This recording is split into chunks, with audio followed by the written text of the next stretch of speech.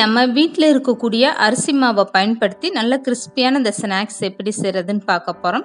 இந்த அரிசி மாவு ஸ்நாக்ஸ் செய்கிறதுக்கு அதிக டைம் எடுக்காதுங்க. 10 நிமிஷத்தில் ரொம்ப ஈஸியாக செஞ்சு முடிச்சிடலாம். இந்த ஸ்நாக்ஸ் சாப்பிட்றதுக்கு அப்படியே கடையில் வாங்கின சிப்ஸ் மாதிரி ரொம்பவே சூப்பரான டேஸ்ட்டாக இருக்குங்க. ஹலோ ஃப்ரெண்ட்ஸ், வெல்கம் டு சமையல் டிலைட். ஃபர்ஸ்ட் இந்த ஸ்நாக்ஸ் செய்கிறதுக்காக ஒரு அகலமான பாத்திரத்தில் 1.25 கப் அளவுக்கு தண்ணி சேர்த்துக்கோங்க. இதுக்கப்புறம் ஸ்டவ் ஆன் பண்ணிடுங்க.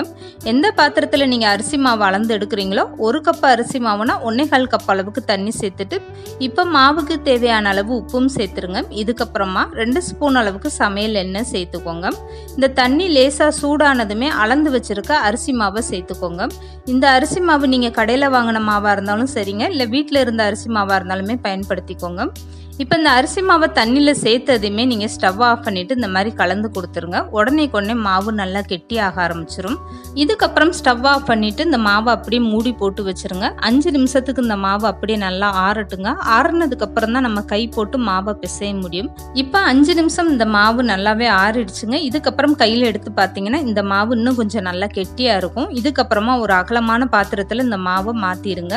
இப்போ இந்த அரிசி மாவு கூட 1 ஸ்பூன் அளவுக்கு கடலை மாவு சேர்த்துட்டு இந்த மாவை நல்லா பிசைஞ்சுக்கோங்க. மாவு லேசா சூடாதாங்க இருக்கு, அதோடய நல்லா பிசைஞ்சுக்கோங்க.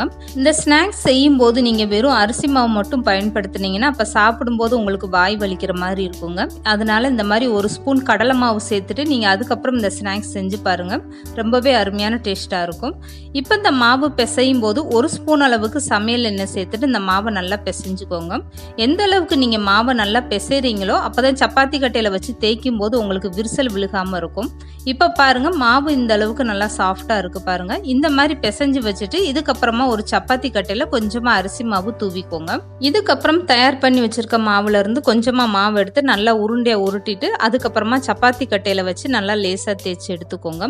அரிசி மாவு நீங்க சப்பாத்தி கட்டையில வச்சு தேய்க்கும் போது சுத்திலும் விரிசல் விழுகதாங்க செய்யும். அது பரவாயில்லைங்க, நம்ம கத்தியை வச்சு கட் பண்ணி எடுத்துக்கலாம். இந்த மாதிரி நல்லா லேசா தேய்ச்சி எடுத்துக்கோங்க. இதுக்கப்புறமா இந்த ஓரங்கள் எல்லாமே நீங்க கட் பண்ணி எடுத்துருங்க. இப்படி கட் பண்ணி எடுத்துட்டு இந்த மாவை நீங்க வேஸ்ட் பண்ண வேணாங்க. அடுத்து தேய்க்கக்கூடிய மாவோட ஒன்னா சேர்த்துக்கோங்க. இந்த கத்தியில லேசா நீங்க எண்ணெய் தடவிக்கோங்க. அரிசி மாவுன்றனால அப்பப்போ ஒட்ட ஆரம்பிச்சிடும். அதனால எண்ணெய் தடவிட்டு நீங்க கட் பண்ணி எடுத்துக்கோங்க. அப்போ ஒட்டாம வருங்க. இப்போ சுத்திலும் இந்த மாதிரி கட் பண்ணி எடுத்துட்டு இந்த மாதிரி நீளமா நீங்க கட் பண்ணி எடுத்துக்கோங்க. இப்படி நீளமா கட் பண்ண பீஸை ஒரு தட்டில் எடுத்து வச்சுக்கோங்க. அதுக்கப்புறமா உங்களுக்கு என்ன சைஸ்ல வேணுமோ அந்த மாதிரி நீங்க கட் பண்ணி எடுத்துக்கோங்க. இப்போ நான் கட் பண்ண பீஸை ஒன்று எடுத்து காட்டுறேன் பாருங்க. மாவு எந்த அளவுக்கு நல்லா லேசா இருக்குன்னு. இந்த அளவுக்கு நீங்க லேசா தேய்ச்சாதாங்க அப்போ உங்களுக்கு சிப்ஸ் மாதிரி சாப்பிட்றதுக்கு ரொம்பவே அருமையா டேஸ்டா இருக்கும். நான் முக்கோணம் மாதிரி கட் பண்ணி எடுத்திருக்கீங்க. நீங்க உங்களுக்கு என்ன சைஸ்ல வேணுமோ அந்த மாதிரி கட் பண்ணி எடுத்துக்கோங்க. இல்லைன்னா சின்னதாக பாட்டில் மூடி இருந்ததுன்னா அதை வச்சு நீங்க அப்படியே கட் பண்ணி எடுத்துக்கிறலாங்க. பார்க்கறதுக்கு ரொம்பவே சூப்பரா இருக்கும். இப்போ இந்த மாதிரி சின்ன சின்ன பீஸா நீங்க மாவை கட் பண்ணி எடுத்துக்கோங்க. இந்த மாதிரி எல்லாமே கட் பண்ணி தயார் பண்ணிட்டு ஒரு தட்டில் மொத்தமா எடுத்து வச்சுட்டீங்கன்னா அப்போ பொரிச்சு எடுக்கிறதுக்கு ரொம்ப ஈஸியா இருக்குங்க. இந்த மாவு தேய்க்கும் போது நீங்க முடிஞ்ச அளவுக்கு நல்லா லேசாவே தேய்ச்சி எடுத்துக்கோங்க. அப்பதான் இந்த ஸ்நாக்ஸ் நல்லா கிறிஸ்பியா இருக்குங்க. கனமா தேய்ச்சிட்டிங்கன்னா உள்ள மாவாட்டம் வேகாம இருக்கும். வெளியில பார்க்க வெந்த மாதிரி தாங்க இருக்கும், ஆனா உள்ளுக்குள்ள உங்களுக்கு அவ்வளவு கிறிஸ்பியா இருக்காது. இப்போ இந்த ஸ்நாக்ஸை பொரிச்சு எடுக்கிறதுக்காக எண்ணெய் நல்லா சூடா இருக்கு. சூடான எண்ணெயில கட் பண்ண பீஸை ஒவ்வொன்றா எடுத்துட்டு சேர்த்துக்கோங்க. இதுக்கப்புறமா ஸ்டவ்வை மீடியமா வச்சுட்டு இந்த ஸ்நாக்ஸை பொரிச்சு எடுத்துக்கோங்க. கட் பண்ண மாவை நீங்க எண்ணெயில சேர்த்ததுமே உடனே கரண்டி போடாதீங்க. தானாவே மேல எலும்பி வர ஆரம்பிச்சிருங்க. அதுக்கப்புறமா நீங்க கரண்டி போட்டு கலந்து விட்டுருங்க. எண்ணெயில உள்ள சலசலப்பெல்லாம் அடங்கி இந்த ஸ்நாக்ஸ் நல்லா மேல எலும்பி வர ஆரம்பிச்சிருங்க. அதுக்கப்புறமா நீங்க எண்ணெயை வடிச்சிட்டு வெளியில எடுத்துருங்க. இந்த அரிசி மாவு ஸ்நாக்ஸ் பொரிச்சு எடுக்க கொஞ்சம் டைம் எடுக்குங்க. அதனால ஸ்டவ்வை மீடியமா வச்சுட்டு இந்த மாதிரி நல்லா கலந்து கொடுத்துட்டே இருங்க. இப்போ லேசா இந்த மாதிரி நல்லா செவந்து எண்ணெயில உள்ள சலசலப்பெல்லாம் அடங்கிருச்சு பாருங்க. இதுக்கப்புறமா நீங்க எண்ணெயை வடிச்சிட்டு வெளியில எடுத்துருங்க. இதே மாதிரி மீதம் இருக்க எல்லா மாவுமே பொரிச்சு எடுத்து வச்சுக்கோங்க. பார்க்கும்போது எவ்வளோ ஒரு சூப்பரா இருக்கு பாருங்க. அரிசி மாவு ஸ்நாக்ஸ்ன்றனால உங்களுக்கு அவ்வளவா செவந்து வராதுங்க. இந்த அளவுக்கு தான் செவந்து வரும். இதோட கலரே பார்க்கும்போது எவ்வளவு ஒரு அழகா இருக்கு பாருங்க. அப்படியே கடையில வாங்கக்கூடிய ஸ்நாக்ஸ் மாதிரியே இருக்கு பாருங்க. இந்த ஸ்நாக்ஸ் இதுக்கு மேல நீங்க எண்ணெயில போட்டு பொரிச்சீங்கன்னா உங்களுக்கு கலர் மாறாதுங்க. சாப்பிடும்போது வாய் வலிக்கிற மாதிரி இருக்கும். அதனால இந்த கலர் வந்ததுமே நீங்க எண்ணெயை வடிச்சிட்டு வெளியில எடுத்துருங்க. இப்போ பொரிச்சு எடுத்துக்கிட்ட ஸ்நாக்ஸை ஒரு அகலமான பாத்திரத்துல மாத்திருங்க. இது கூட 1/4 ஸ்பூன் அளவுக்கு மஞ்சத்தூள் சேர்த்துருங்க. இப்படி எல்லா பக்கம் படுற மாதிரி நீங்க மஞ்சத்தூளை சேர்த்துக்கோங்க.